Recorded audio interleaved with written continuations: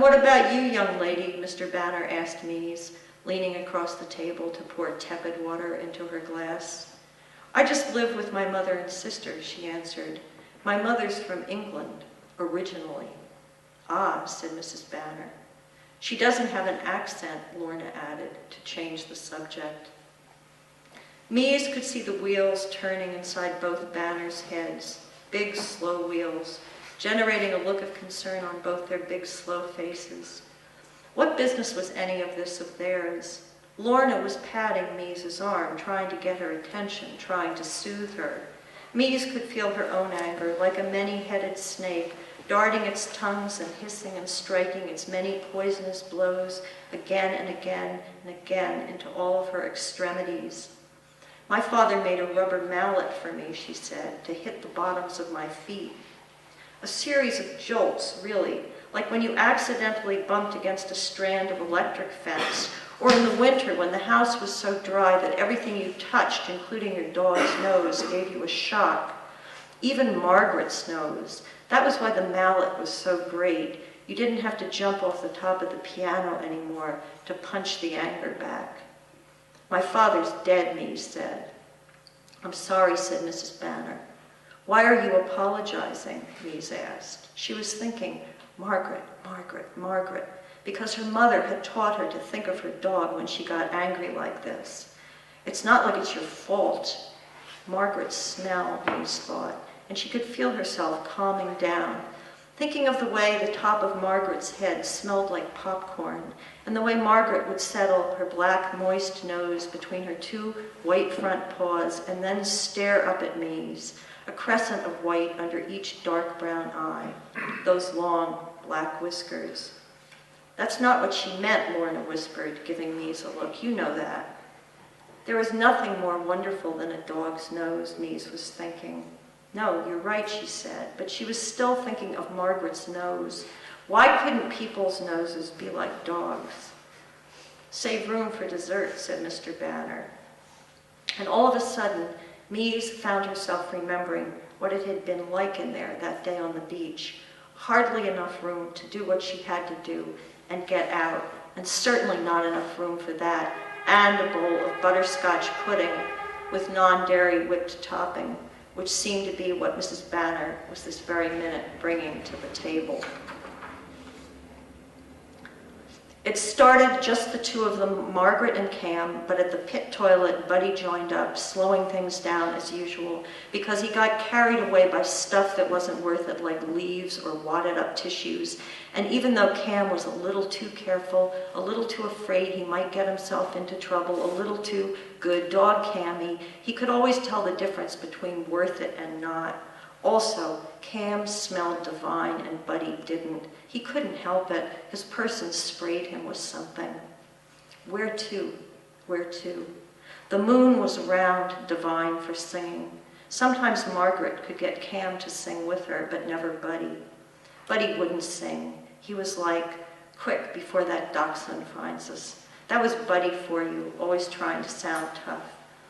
Except guess what, Buddy? Margaret loved the dachshund. So bold, so dashing, so fast to catch a mole. Also the divine way he ran right under her, sniffing. Doozy. Quite a stinking name, but no worse than Margaret. Margaret the Malamute. Not their real names anyway. So, okay, 4 of them. Little pack tonight. The tall one had let Margaret out by accident. The tall one never shut the back door right. Margaret always got in trouble when she ran away like this. Her girl was angry, and Margaret loved her girl more than anything but sniffing air divine from deer and also porcupines. Buddy smelling a popsicle stick.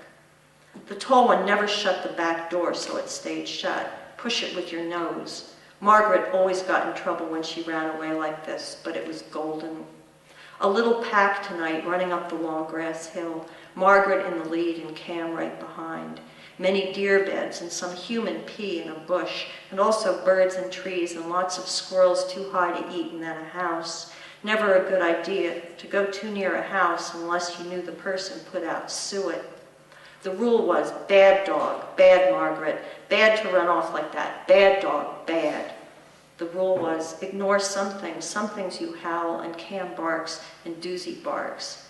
But wow, it was getting good now. Stupendous chickens, all together in one place like kibble and way too fat to fly. It seems solid enough, the world. Drop a thing to the world's surface from a great height and the thing breaks, painfully if it's alive. Alpinists strung together like charms on a bracelet, spurned lovers, cats on their 10th life. An airplane crashes, foundation stones quake, the elevator cable snaps in two. Total strangers hold hands and jump from a burning building. The tempter took Jesus to the pinnacle of the temple. This was on top of Mount Sion at the corner where Solomon's porch and the royal porch met, and there was a sheer drop of 450 feet into the valley of the Kedron below. Jump, said the tempter. The river Kedron looked no bigger than a golden thread, the noon sun winking off it. Of course, Jesus was afraid, but that isn't why he didn't jump. We are always tempted through our gifts. Simon Magus promised to fly through the air and perished in the attempt. The world seems solid enough. The valley of the Kedron is an area of yellow sand and scattered shingle, glowing and shimmering with heat. And under the sand and shingle, under the streets of a big city, under the new spring grass of Bliss Hill, aside from the obvious holes and tunnels made by animals and people, rabbit warrens, subway systems, missile silos, rumpus rooms, it seems solid enough, though in fact it's a set of interlocking pieces, sometimes bound tightly together and sometimes drifting far apart. Its composition various, but in the case of Varennes, say, a blend of igneous rock, schist and granite batholith, of dark slate and lignites containing a fossil flora of tropical nuts and fruits, the whole plate pressing down into the viscous mantle below, descending a few inches every 1,000 years, like the garden of paradise in the fairy tale, only in the wrong direction. Nothing's really pinned in place. Everything's moving up and down and back and forth, moving pieces around a ball of fire.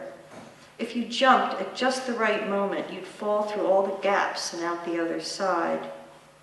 Except, isn't that like thinking that if you start jumping when the elevator cable breaks, you have a 50-50 chance of being in the air when the car hits bottom? There are natural laws, but they're pretty strange too. Thank you.